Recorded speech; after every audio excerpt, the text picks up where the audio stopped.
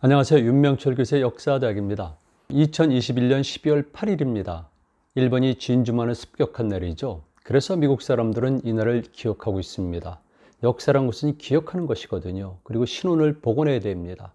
우리는 어떻습니까? 저는 그렇게 생각하지 않습니다. 우리는 너무 역사를 홀대하고 있고요. 역사를 감정적으로, 추상적으로 생각하고 있습니다. 오늘 강의는 장수왕은 왜 평양으로 천대했을까라는 제목으로 말씀을 드리는데요.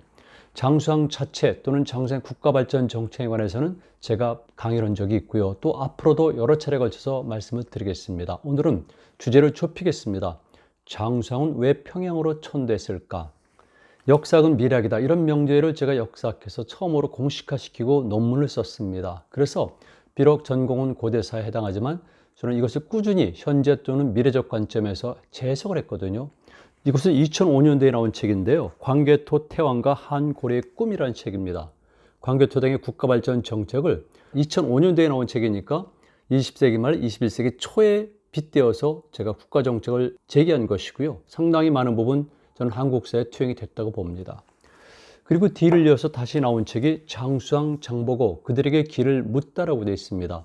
보시면 알겠지만 역사에서 찾은 국가재건 프로젝트입니다. 제가 최근에 들어서 이런 제목으로 강의를 계속하고 있습니다. 정말 필요하거든요.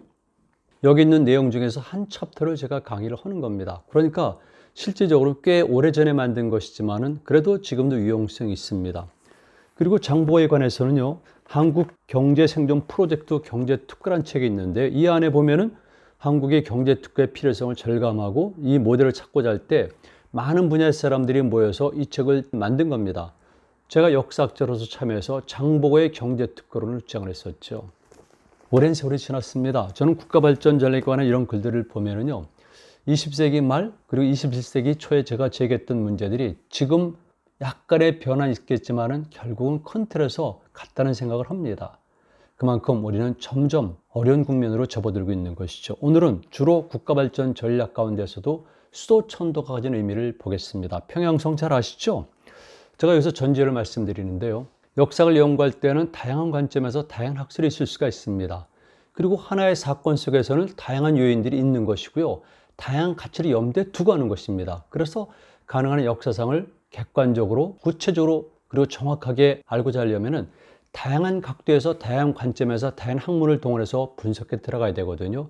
그런 것들이 사실은 좀 부족한 겁니다. 우리가 말하는 역사학계나 또 비역사학계나 전부 다 비슷한 점이 있다고 보는 거죠. 이 평양 문제는 저는 기존의 선학들은 연구 성과를 그대로 수용을 합니다. 첫 번째, 왜 평양으로 천대했을까? 가장 일반적인 이유로는 남진 정책을 추진하기 위해서라고 되어 있습니다. 맞습니다. 두 번째는 농경지 확보라고도 주장을 합니다. 작고하신 박성봉 선생님이 처음 말씀하셨는데요. 대동강 유역 지역 그리고 한강 유역 지역이 워낙 농경지에 적합하기 때문에 이런 것을 위해서 남진 정책을 취했다. 평양으로 천도했다. 이런 주장입니다. 그리고 세 번째는 이것은 흔히 말하는 통일을 위한 전략의 일환이었다. 이것도 서영수 교수가 얘기한 것이죠. 저는 이런 것들을 전부 다 수용을 하면서 거기에 하나 덧붙이는 겁니다. 해양 활동이죠. 즉 해양 활동을 활발히 하고 그리고 그것을 통해서 대중국 등거리 외교를 추진하기 위한 정책의 일환이라고 본 겁니다. 그리고 제가 사실은 국제관계를 염두에 두고 가장 거시적으로 본 이론이라고 볼 수가 있습니다. 다시 한번 말씀드리는데요. 기존의 선학들이 말씀하신 거를 놓고 제가 여기에 숟가락 하나 더 얹었다고 생각하시면 됩니다. 할 수 없이 이걸 보여드리는데요. 올해 초, 작년 말까지 낸 책입니다. 이렇게 말씀을 드리는 이유는 역사학에 대해서 최근에 많은 분들이 관심을 갖고 계시는데요. 너무 접근을 쉽게 하는 것 같아요. 쉽게 하는 경우도 있지만 쉽게 얘기해서는 안 됩니다. 그리고 어떤 사실을 단정적으로 얘기도 곤란합니다. 저는 그래서 많은 분들이 역사에 관심을 갖는 것은 좋지만은 비교적 신중하지 못한 자세로 얘기하는 것은 오히려 나쁠 수도 있다는 생각을 합니다. 여러분들이 보시는 것처럼 제가 이 분야에 관한 책을 이렇게 많이 냈어도 아는 바가 많지 않습니다. 제가 그저께도 또 4일 전에도 학회에 가서 발표를 하고 특강을 하고 종합사회도 봤는데요. 그때마다 제가 느끼고 하는 말이 있습니다. 참 많이 배웠다는 것이죠. 후학들에게도 배울 게 많이 있거든요. 그만큼 역사력에서는 많은 것을 배워야 되는데 안타깝게도 그런 점들이 점차 적어지는 것 같습니다. 그래서 보여드리는 거예요. 제가 이렇게 많은 저서 그리고 많은 논문들을 쓴 거죠. 고구려와 연관된 것들도 물론 많습니다만 오늘 강의와 직결된 것만 이렇게 말씀을 드리는 거예요. 자, 이런 걸 토대로 해서 그 중에서 한 부분, 평양적으로 왜 천도했는가를 말씀을 드립니다. 먼저 저는 큰 틀에서 거시적 관점에서 보거든요.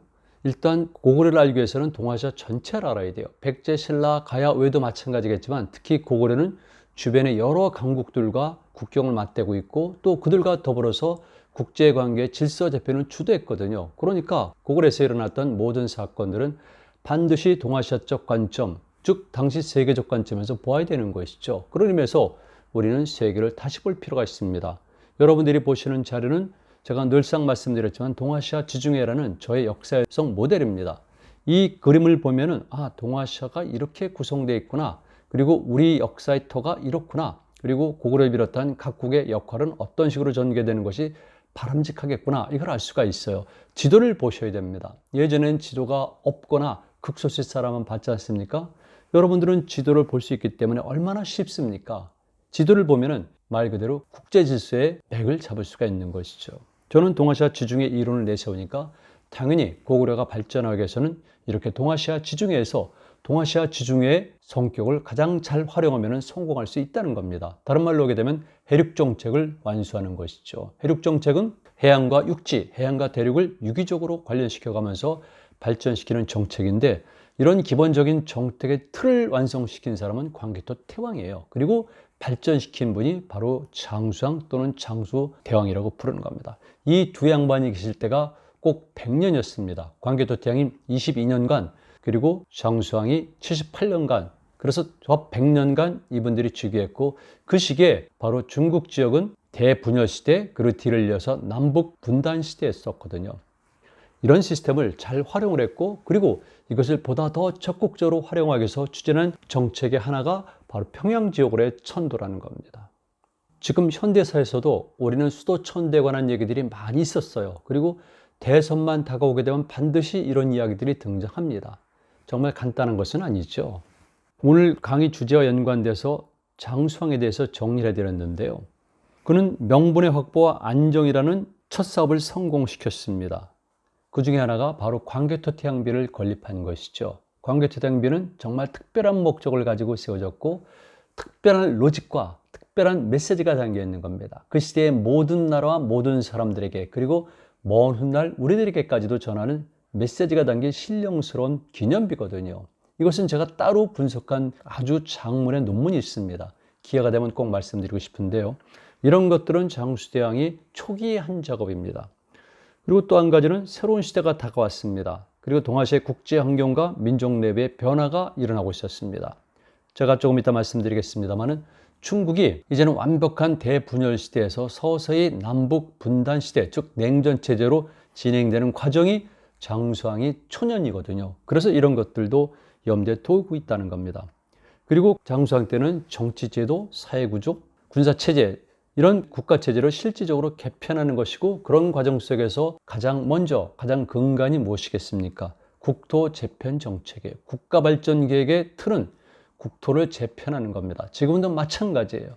우리뿐만 아니라 중국도 마찬가지로 국토를 재편하는 겁니다. 그러기 위해서는 이 토에 대한 정확한 이해와 함께 국제관계의 실상을 정확히 파악해야 되는 것이고요. 그 시대 상황에 맞춰서 가장 적합한 곳으로 핵심 지역으로 옮기고 핵심 지역 중에서 가장 중요한 수도가 바로 그런 역할을 하는 것이죠. 그리고 장수왕의 목표와 비전은 동아시아의 모든 것에서 정치적으로, 경제적으로, 군사적으로, 그리고 문화적으로, 그리고 심리적으로 코어에서 모든 관계를 조정하는 말 그대로 동아지중의 중핵 조정 역할을 하는 것이었습니다. 제가 늘 얘기하는 것이 바로 그것이고요. 지금 21세기 한민족이 해야 될 역할도 동아시아 지역에서 코어에 있으면서 또는 피벗에 있으면서 모든 나라들의 관계를 조정하는 그런 위상을 차지하겠다는 것이죠. 그래서 그는 몇 가지 특별한 정책을 취했는데요. 첫 번째가 오늘 강의의 주제죠. 400년 동안 도읍을 했던 국내성 지역에서 평양적으로 수도를 이전한 겁니다. 그리고 남진 정책을 아주 과감하고 본격적으로 실천했는데요. 이미 396년도에 광개토당이 수군작전을 통해서 현재 경기만 일대를 일단 공격을 해서 장악을 했습니다. 그가 다시 돌아갔지만은 기본적으로 백제는 심대한 타격을 받게 된 것이죠. 그리고 장수왕이 427년에 수도를 옮기고 475년에는 결국은 현재 서울 지역을 비롯해서 그 남쪽까지도 공격하고 영토를 확장시키게 됩니다. 남진 정책이 성공하게 된 것이죠. 실질적으로 481년에는요, 현재 우리가 알고 있는 경상도의 안동, 청송, 영덕 이런 지역까지를 고구려가 점령하고 실질적으로 행정 단위로 만들어 버립니다. 그리고 482년도에 현재 포항 시내 외곽인 흥해 지역을 공격하다 일단 실패하죠. 그래서 광개토 태양에 들려서 장수왕 때는 여러분들이 아시는 것보다 훨씬 더 광대한 영토를 차지했다는 겁니다. 남쪽으로서도 거의 남쪽까지, 그리고 북쪽으로서도 여러분들이 아는 것처럼, 여러분들이 보시는 지도처럼 이렇게 만주 일대에 대한 거의 완벽한 장악, 그리고 소북만주를 넘어서 오늘날의 몽골 지역, 중간 지역까지도 점령했을 가능성이 매우 큽니다. 자, 그런데 실질적으로 남진 정책은 왜 그런지 모르겠지만은 고구려 초기부터 시도가 된 겁니다. 장수왕 때는 물론 그레이트 게임, 국제관계란 측면에서 보다 본격적으로 추진이 됐지만 이상하게 고구려는 초년부터 평양 지역을 중시하고 그것으로 수도를 천도하려는 시도도 있었던 것이죠. 이걸 잠깐만 살펴보는데요. 정확히 말씀드리면 고구려에 있어서 평양 지역이라는 것은 심리적으로 큰 대혈에 해당해요. 혈자리라는 것이죠. 그러니까 특별한 의미를 가지고 그리고 특별한 가치를 지닌 장소로 인식이 되었다는 겁니다. 여러분 잘 아시는 3대 대무신왕이 있죠. 대단한 분이죠. 대무신왕이 당시 태진 호동에게 남진 정책을 담당하게 만듭니다. 그래서 그때 호동이 멸망시킨 나라가 낙랑국이고요. 그때 호동왕자의 부인이 됐던 사람이 낙랑공주라는 겁니다. 여러분 자명고에 얽힌 슬프고도 애틋한 이야기 아시죠? 그분에 가서는 제가 따로 말씀드리겠지만 어쨌든 호동은 이 정책을 무사히 완수하고 장렬하게 죽음을 택했습니다. 그리고 세월이 지나서 동춘왕 21년, 즉 247년에 삼국사기에 보면은 평양은 본래 선인인 왕검의 터이다 이렇게 기록이 되어 있어요. 선인이란 것은 신선선자지만은 결국은 단군을 이야기하거든요. 이런 것은 삼국유사의 첫 조항, 즉 고조선 조항에 보면은 마지막에 단군이 선인이 되는 것이 나오거든요. 이때 선인이란 것은 곧 단군, 우리 민족의 사상을 얘기하는데 바로 왕검의 터라고 얘기를 하고 있어요. 그만큼 평양을 굉장히 소중히 여기는 겁니다. 자, 이렇게 되면 좀 곤란하죠. 이때 평양이 만약 현재 평양이라면은 좀 어려운 해석이 나올 수가 있는데요. 일단 그대로 넘어가도록 하겠습니다. 그리고 247년에 천도를 고려했습니다. 그러다 보니까 이때 평양의 위치를 놓고 학자들의 설이 많이 있는 겁니다. 사실은 고구려 수도는 기본적으로 첫 수도가 흘슬골성 또는 홀본이고요. 두 번째 수도가 우리가 말하는 국내성이고요. 세 번째 수도가 사실은 평양 지역인데 평양 지역서도 두 단계가 있었죠. 그리고 중간에도 약간의 단계가 있었지만 그때 단계에서 드러난 명칭들이 우리가 알고 있는 그 지역인지 아닌지에 대해서는 약간의 이설이 있습니다만 큰 틀 속에서는 제가 지금처럼 정리한 것이 맞습니다. 제가 이런 사진을 보여드리는데요. 평양 지역의 중요성을 알리는 겁니다. 북한에서는 1990년대 초부터 평양 지역, 즉 대동강 하류 지역을 굉장히 중요시 여겨요. 주체 사관을 주장하면서 그 지역에는 대대적인 발굴을 했죠. 그리고 거기서 엄청난 헤아릴 수 없는 수많은 유적과 유물을 발굴했는데 특히 우리가 이 얘기하는 흔히 말하는 고조선, 제 용어로 말씀드리면 원조선에 해당하는 유물들도 무지하게 발견이 된 겁니다. 그래서 북한은 대동강 문화권을 주장하고요. 인류 5대 문명 중에 하나라고 이야기를 하고 있을 정도예요. 그러니까 고조선의 핵심 지역이 대동강 위역이라는 것이죠. 그 중에 하나는 이렇게 어마어마하게 많은 고인돌들이 수사하게 단계별로 포진되어 있습니다. 그리고 왼쪽에 있는 것은요, 사진이 여러분 좀 이상하죠? 이 사진의 오른쪽에 비석이 있는데요. 그 비석에 제가 기대어 있고 그 비석 앞쪽으로 쭉 보게 되면 드러나지 않는 건물이 있었는데 그 건물이 바로 북한이 건립한 단군릉입니다.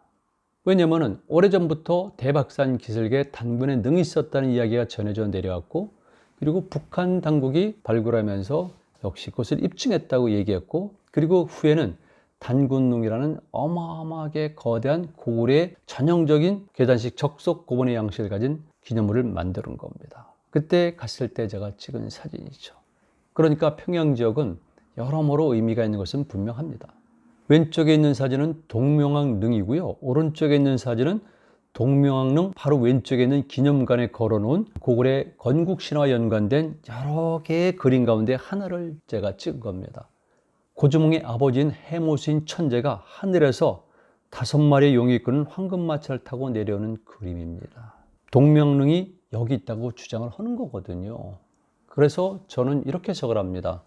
고구려는 첫 수도에도 시조묘가 있었고요. 또는 시조사당이 있었고요.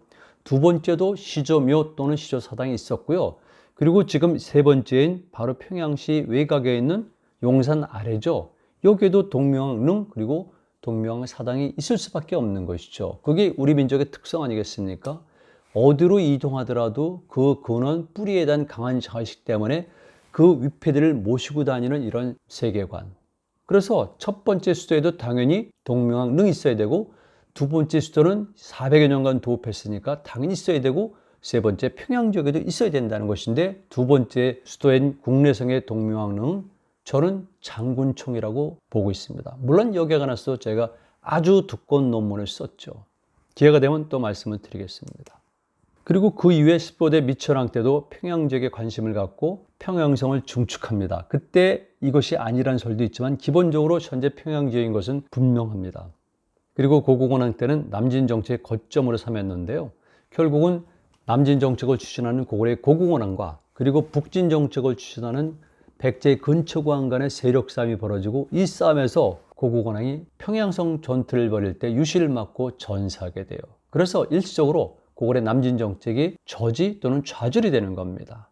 그리고 뒤를 이어서 복수전 겸 아니면 원래 국가 발전의 입장에서 남진 정책을 본격적으로 추진한 사람이 바로 광개토 태양이 되는 거죠. 그래서 여러분들 알고 있는 것처럼 원년제를 비롯해서 396년 즉 병신년에 수군을 거느리고 이렇게 58개 성을 점령하고 그리고 한성을 압박 포위하고 그리고 왕의 동생과 대신들을 붙잡아서 광개토 태양이 금이 환영하는 겁니다. 그리고 놀랍게도요, 광개토 태양은 당시 신라로 군사를 파견하고 그리고 남쪽으로는 백제, 서북쪽은 연지역과 전투를 벌이는 이 과정 속에서도 평양 지역에 9개의 큰 사찰을 창건하거든요.